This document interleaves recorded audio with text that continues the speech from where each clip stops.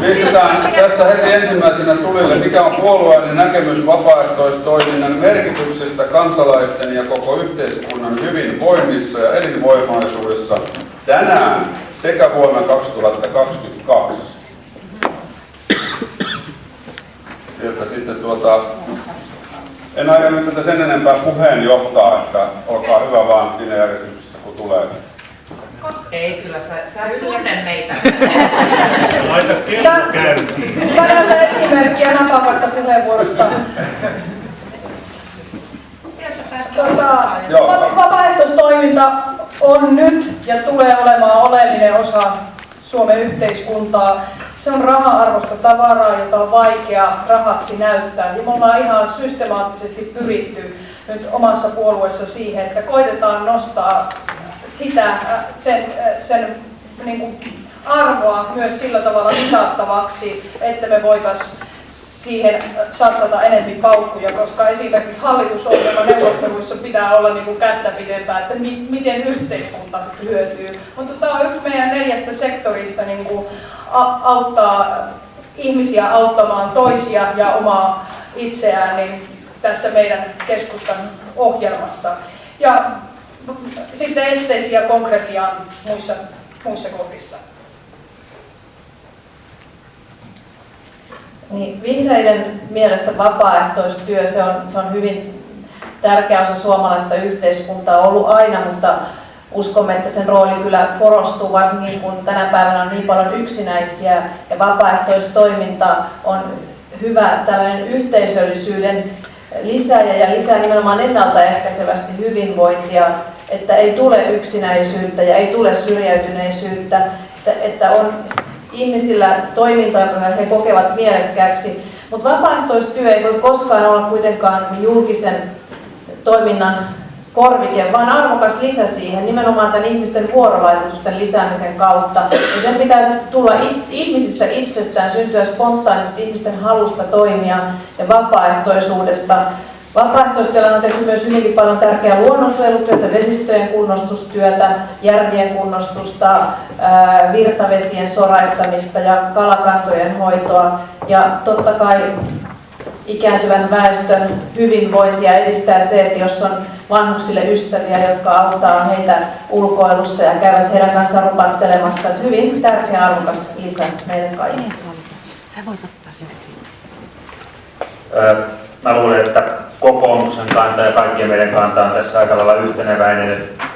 Vapaaehtoistyön merkitys tulee ihan varmasti kasvaa, jos katsotaan nykyhetkestä vuoteen 2022. Yksineläjien osuus kasvaa, varttuneemman väestön osuus kasvaa. Ja niin kuin tässä alustuksessa kuultiin, niin tällainen rahan ja työn keskeinen osa tai osuus elämästä, niin sen rinnalle halutaan entistä enemmän tämmöistä merkityksellisyyttä, yhteisöllisyyttä, yhdessä tekemistä, tämän suuntaisia asioita. Ja varmaan myös nämä taloudelliset pakotteet, tai taloudellinen pakko tässä, että olemme tätä hyvinvointiyhteiskuntaa nyt pyrkineet ylläpitämään velanotolla ja jos ei talous lähde sillä tavalla kasvamaan, kun on toivottu, niin reunaehdot tulee olemaan aika kovia ja vapaaehtoistyön merkitys tulee kasvaan myös sitä kautta. Hyvää päivää. Pirkko Mattila perussuomalaisista. Ensinnäkin vapaaehtoistyön tulevaisuudesta ei varmasti puolueilla tällä hetkellä nyt niin kauhean kirkkaita linjauksia ole muutoin kuin ehkä mitä tänä päivänä varmasti voimme vielä kirkastaa.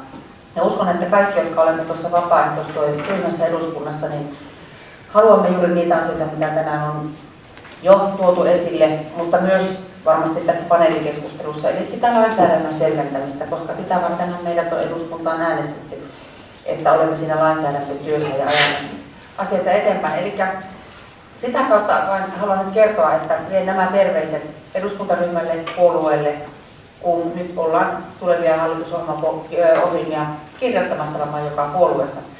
Mutta mitä perussuomalaiset ajattelevat?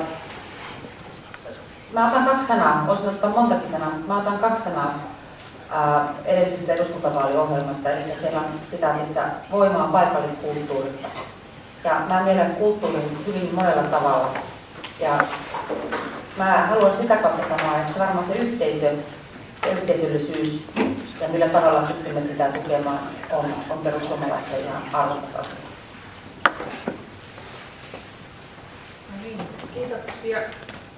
Kiitoksia ja hyvää iltapäivää kaikille.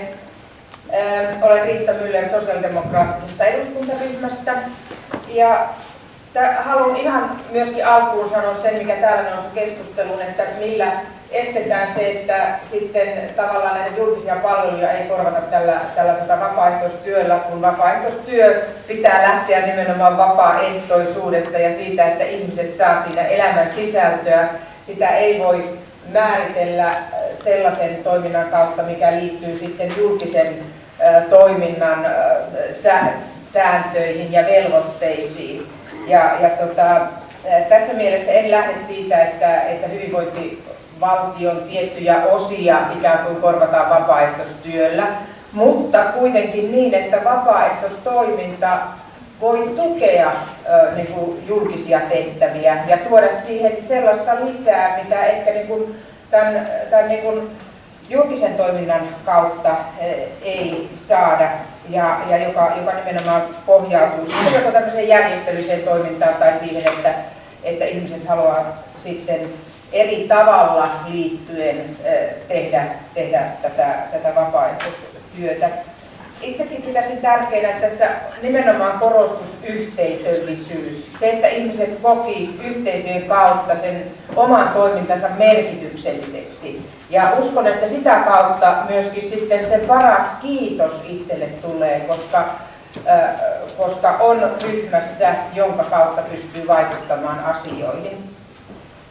Ja se, että tätä vapaaehtoistyötä voidaan tehdä niin monella sektorilla, että se pitää muistaa, mikä tuli tässäkin esille, että se on myöskin yksi tapa, millä ihmiset toteuttaa myös niin kuin omaa minuuttaan, että he pääsevät niin kuin erilaisiin porukoihin tekemään vapaaehtoistyötä ja olemaan yhteisöllisesti niin kuin toistensa kanssa tekemisissä.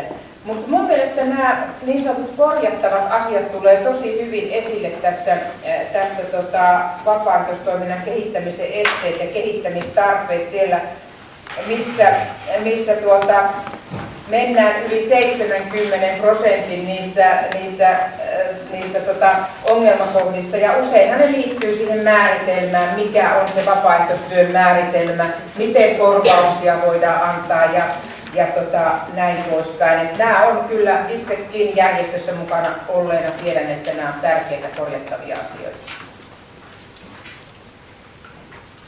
Hyvää iltaa Jari Myllykoski Vasemmistoliitosta. Ja Vasemmistoliitolle tänä päivänä vapaaehtoistyössä on merkittävä kanava olla kiinni yhteiskunnassa poliittisena järjestelmänä. Me emme toimisi muuten, että me olemme vanhoja työväentalon rakentajia ja on hienoa kuulla niitä termistöjä, aivan kuin olisin kuullut joukkovoima, puhutaan joukkoistamisesta. Eli tämä niin kuin meidän puoluetta lähellä varmasti tulevaisuudessakin ja on pakko vähän vastata Juha Helkalan siihen, että me olemme palaamassa siihen, missä olemme joskus olleet.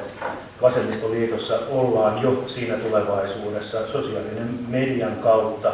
Meillä järjestetään tällä hetkellä irti rekisteröidyn yhdistyksen muodollisista taakoista tapahtumia.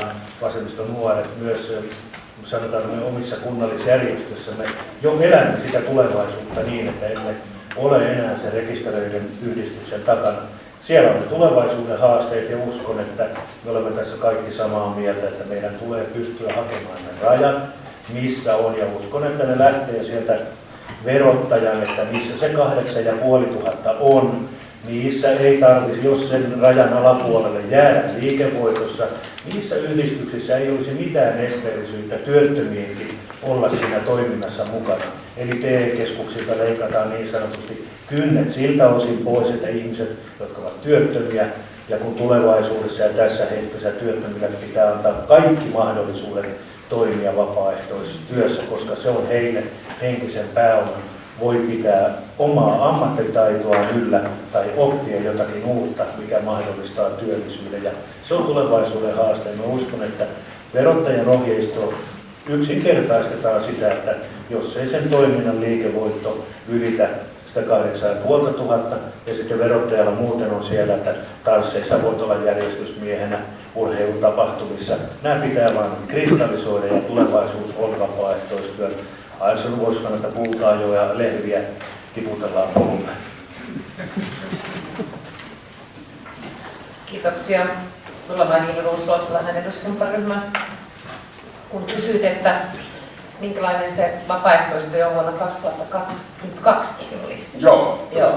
Niin ajattelin vähän taaksepäin ja sitten eteenpäin, kun itse olin 16-vuotiaana nuorisoseuran aktiivi siellä Pohjanmaalla pienessä kylässä ja nuorisotalossa ei ollut sisävessoja ja muuta tällaisia mukavuuksia ei ollut, niin me tehtiin sitten vuosikausia vapaaehtoistyötä sen asian eteen, että me saatiin semmoinen oma talo kuntoon, missä me voisimme sitten harrastaa erilaisia harrastuksia. Pelattiin shakkia ja teatteria ja kuoroja ja mitä kaikkea siellä sitten harrastettiin, pingistä pelattiin sitten kun talo oli kunnossa. Eli siihen aikaan niin yhteiskuntahan ei mitään tällaista tehnyt, vaan me teimme sen itse vapaaehtoistoimin. Vuonna 2022 uskon, että kukaan ei kerää rahaa niin kuin sisävessojen rakentamiseen enää, vaan tämä työ on täysin erilainen, olemaan se tulevaisuus, että kun yhteiskunta muuttuu, niin me ihmisetkin muutumme ja sitten tehdään niin kuin kohditetusti jotain, ei kaikki, mutta mä luulen, että se porukka on kasvamassa, joka tekee yhden asian eteen ja sitten siirtyy seuraavaan asiaan. Ja sitten lopuksi sanon vaan, että kun tässä ihan äkkiä vaan katsoin tätä paperia, täällä lukee monessa kohdassa epäselvyydet, niin eiköhän me nyt voitaisiin, jos on niin, että me täällä olemme vaikuttamassa siihen, että on tällaisia epäselvyyksiä, niin voisimme yhdessä lähteä purkaamaan näitä epäselvyyksiä, kun ilmeisesti on sellaisia, jotka eivät edes tarvitse tai vaadi lain muutoksia, vaan on tulkinnoista kysymys, niin eiköhän me keksitä tapa yhdessä tehdä tälle asialle jotain. Tässä mainittiin jo näitä esteitä muutamassa puheenvuorossa, mitkä saattavat liittyä esimerkiksi verotukseen tai lainsäädännön aiheuttamiin esteisiin tai hallinnollisiin tai käytännöllisiin esteisiin, niin minkälaisia toimia te näette, että näiden esteiden purkamiseksi voitaisiin puolueessanne tehdä tulevissa puolueohjelmissa, että nämä esteet saataisiin pois? Ja Pauli Vakku aloittaa. Joo, kiitos. Ihan tämmöinen käytännön asia, mikä usein tulee eteen, on virkakielen vaikea selkoisuus. Ja ymmärrän tietysti, että viranomaiset käyttävät sitä kieltä, jota joutuvat työssään käyttämään, mutta kun valitettavasti se kieli ei aina aukea kansalaisille, jotka eivät ole tottuneet niitä samoja termejä käyttämään. Eli ihan tämmöinen selkokielinen viestintä. Jos nyt puhutaan vaikka verohallinnosta, siinä on varmasti paljon, verohallinto on itse asiassa hyvinkin paljon edistynyt niin omassa viestinnässään, mutta aina on enemmän tehtävissä. Lyhyitä lauseita, suomen kieltä, ei koukeroida. Hieno pointti, sitten siellä oli. No, mennään vaikka tässä järjestyksessä.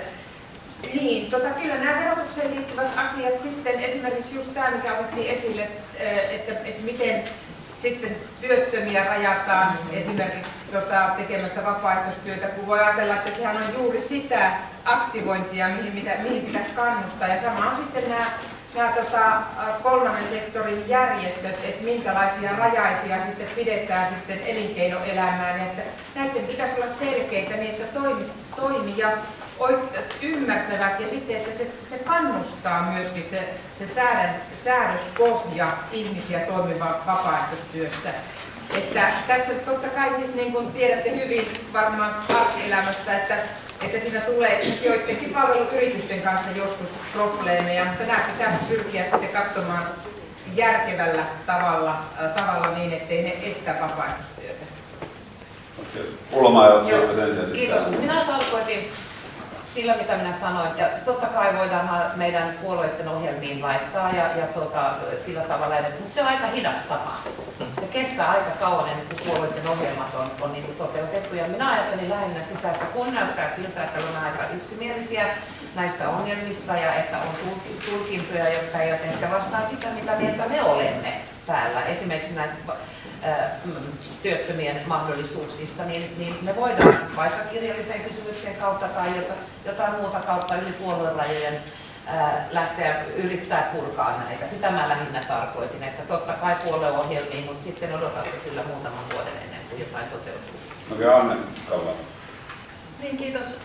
Tosiaan olen tämän vapaaehtoistyön tukiryhmän varapuheenjohtaja ja siksi aika intohimoisesti, kun täällä asiaa tässä muuten esitteli jo eka kierroksella itseään. Tulen syvältä maaseudulta, jossa on opittu tekemään yhdessä, ja mä en edes ymmärtänyt, että miksi ihmeessä pitää olla kaikkia tämmöisiä organisaatioita hirveästi niin kuin tähän hommaan, ja vähän kapinoinkin sitä vastaan, mutta nyt mitä enemmän mä oon sisällä ja syvällä, mä ymmärrän sen, että ilman tämmöisiä organisaatioita nykypäivän ihminen ei pääsisi tekemään sitä vapaaehtoistyötä. Mikä mulla oli itsestäänselvyys, että totta kai kaikki kyläläiset tehdään yhdessä joku juttu, ja se joka ei muuta osaa, niin sytyttää tulet siihen nuotioon, missä lapset paistaa matkaa. Sen seuraus. Mutta toisin kuin tuossa Pauli Kiuru sanoi verotuksesta, niin mä en ole pelkästään sitä mieltä, että muutetaan kapulakieltä selvemmäksi, vaan siellä on ihan oikeasti ongelmia. Kysyin kirjallisesti valtiovarainministeriltä, että voiko todellakin olla niin, että jos ihminen on työtön tai eläkkeellä ja hän saa kulukorvauksia matkustaessaan vapaaehtoistyöhön, jos vapaaehtoistyön järjestämisessä on mukana kunnallinen organisaatio, niin häntä verotetaan siitä kulukorvauksesta, kun sen sijaan työssä käyvää meikäläistä ei veroteta, jos mä saan samasta hommasta kulukorvauksesta. Tämä on todella epäoikeudenmukaista, ja mun mielestä tämmöisiä asioita, vaikka tämä nyt oli niin pieni, että se on vaikea kirjata hallitusohjelmaa, mutta pitää niin olla ainakin tahtotilaa, että me muutetaan verokäytäntöä siltä osin, kun se tuntuu ilmeisen väärältä ja epäoikeudenmukaiselta.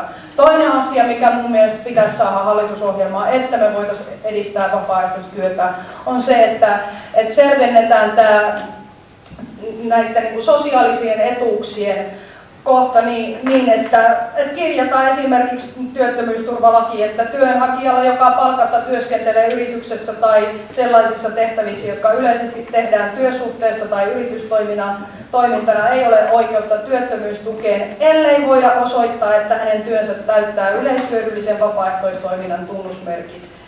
Ja sitten voidaan vielä vähän kertoa, että mitä tämä yleishyödyllisyys on. Että siis sinne tulee niinku selkeä tulkinta ja selkänoja, ettei tule tämmöisiä oikeusmurhia. Koska musta olisi ihana sanoa teille kaikille toimijoille, niin kuin mitä vähän onneksi tässä yhteiskunnassa tehdäänkin jo, että paut välittäkää niin näistä. Tehkää niin kuin Olli Repon ravintolapäivä nostamisessa, että hui hai kaikki Eviran säännökset tai hui hai kokoontumisvapaus tai kaikki mahdolliset lainsäädännön esteet olisi tullut, jos hän olisi ruvennut viranomaiselta kysymään. Hän pisti toiminnan käyntiin ja siitä tuli niin iso, että nyt on niin säädöstä ollut pakko toimia, mutta kun te kannatte vähän vastuuta sitten monissa organisaatioissa niistä ja joudutte vaikka maksuvastuuseen, niin en mä uskalla niin sanoa. Eli kyllä se on meidän tehtävä poistaa näitä. Ja vielä yksi asia, minne mun mielestä pitäisi vaikuttaa, on kolmikantapöytä. Nimittäin nyt mä näen, että sekä työnantajataholta että sitten siltä taholta, tai niin kuin työntekijätaholta jotenkin pelätään vapaaehtoistyötä. Työntekijätaholla ehkä pelätään, että nyt vapaaehtoistyö vie työpaikkoja, niin kuin vaikka otetaan nyt esimerkki se ihminen, joka lukee palveluasunnoissa tai kuljettaa mummoa pyörätuolissa ulos, niin viekö se lähihoitajan työpaikan, mutta ei meidän näin pian ajatella. Kaikille riittää töitä. Eli sinne puolelle pitää ymmärtää, että se ei vie työtä. Ja myös sitten täällä elinkeinoelämän puolella pitää ymmärtää, että se ei vie myöskään yritysmahdollisuuksia, vaan kaikkea tarvitaan ja kaikille on sijansa. Eli nämä 3 asiaa nyt ainakin haluaisin, että ne olisi isolla tasolla päätettäviä juttuja. Oliko siellä oli tuo Johanna viittasi ensin ja sitten Jari seuraavaksi ja Pauli. Mutta tarviiko ruveta seisomaan? No kyllähän sekin sopii. Joo, kiitos puheenjohtaja. Tosiaan tämä kysely ja selvitys, mikä Kane on tehnyt, niin tämä on erinomainen kokonaisuus kaikista niistä haasteista, mitä vapaaehtoistoiminta, mitä verotuksen ja järjestämisen suhteen kohdannut. Että me vihreissä ollaan pitkään kannattu sitä, että rahankeräyslaki pitää uudistaa ja täytyy löytää järkevät rahoitusmallit tämän toiminnan helpolle ja joustavalle pyörittämiselle.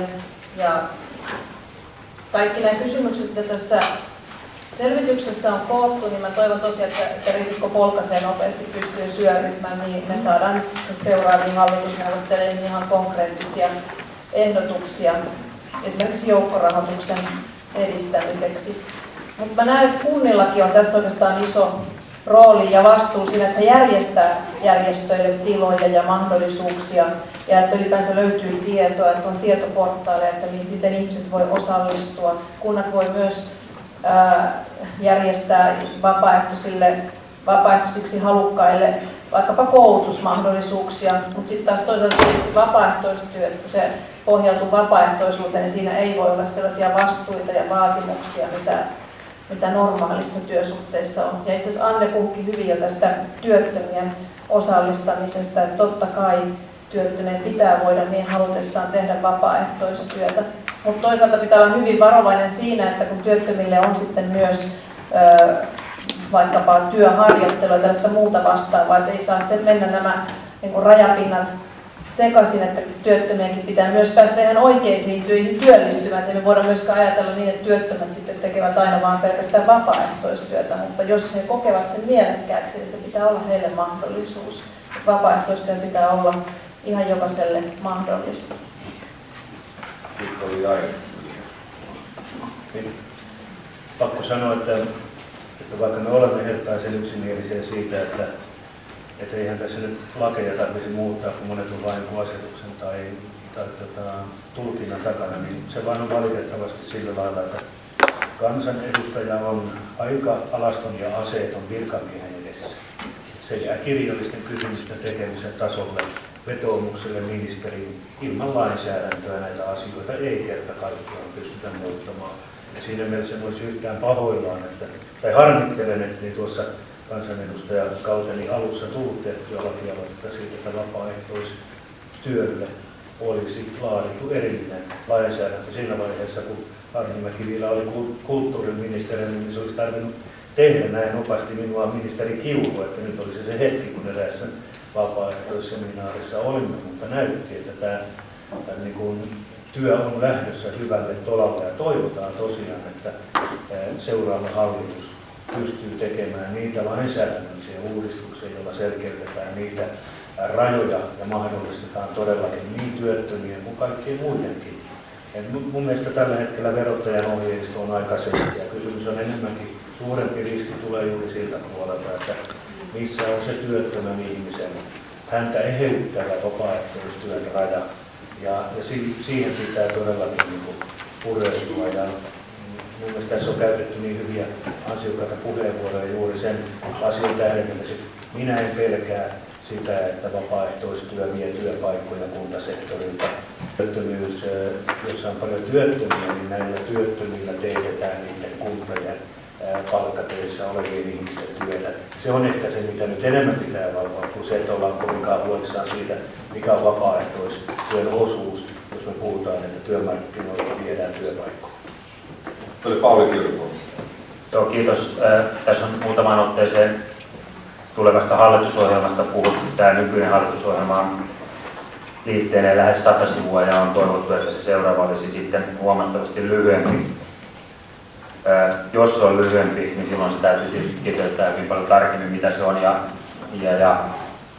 tämä oma ideologia, puolueen ideologia lähtee siitä, että työnteon pitää olla aina kannattavaa. Siihen olisi oikeastaan hyvä jatkaa, että myös vapaaehtoistyön tulee aina olla kannattavaa, tai että siitä ei ainakaan pitäisi rangaista sillä tavalla, niin tässä on ollut hyviä esimerkkejä, että johonkin etuihin ja muihin tällaisiin asioihin voidaan sitten sen vapaaehtoistyön kautta puuttua.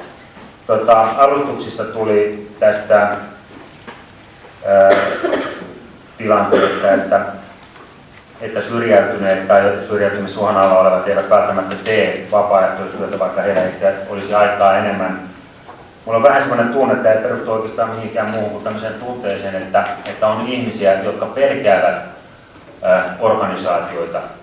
Ja kun me teemme vapaaehtoistyötä, niin monesti toimitaan juuri sen yhdistyksen kautta. Ja sehän rupeaa tarkoittamaan jo organisoitumista.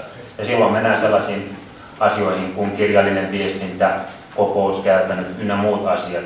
Ja osa ihmisistä A ei halua sitoutua sellaiseen, B kokevat itselleen vieraiksi, C ovat ihmisiä, jotka toimivat ja tekevät toiminnan kautta, siis että heti tekemään jotakin asiaa, mitä hyvänsä.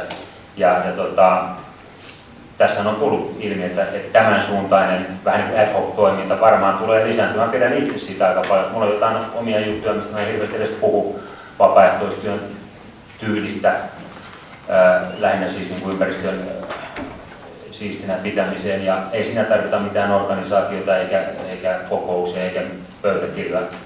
Meet ja teet ja sulla on hyvä mieli. Se oli Pirkko Mattila. Joo, kiitoksia.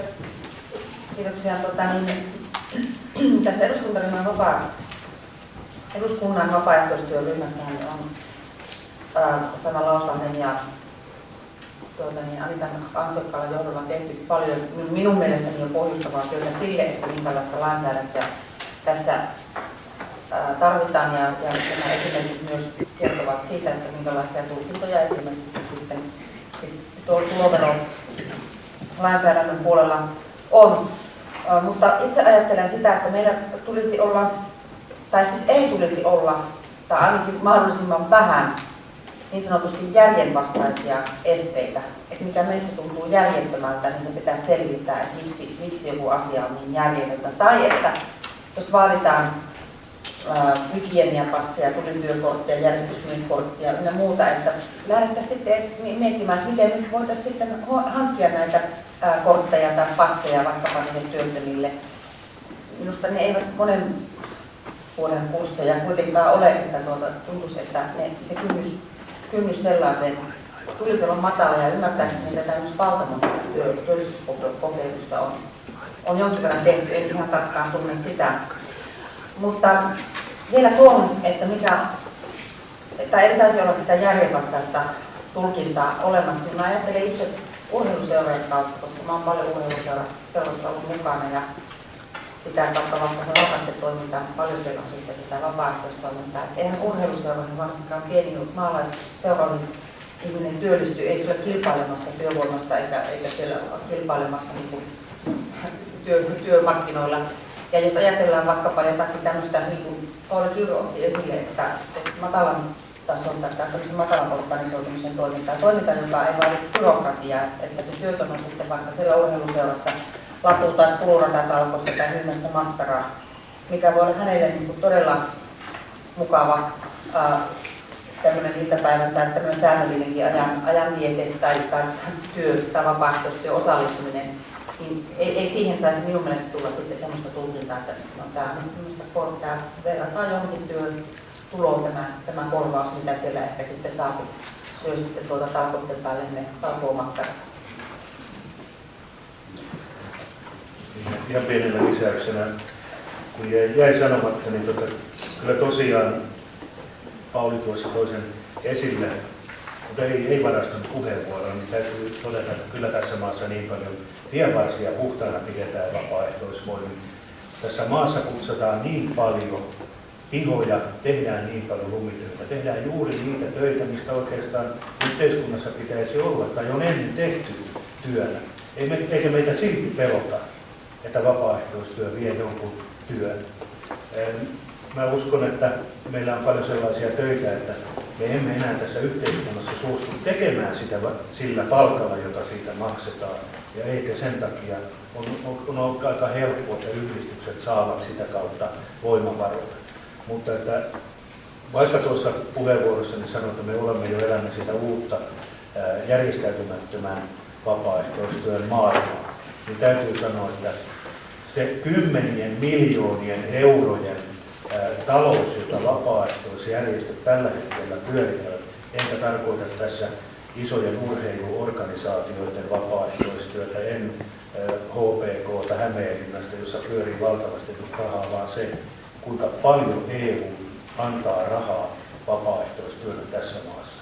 Niiden hankkeiden kautta olen ollut yhdistykseni koirakentän perusparannusta tekemässä, rakennettu kiinteistöjä ja luotu sitä kautta koko yhteisölle mielekkäitä harrastusmahdollisuuksia. Siinä mielessä järjestäytynyt vapaaehtoistyö on erittäin hieno asia, että pitää pystyä markkinoimaan, kuten täällä asiantuntija toi esille.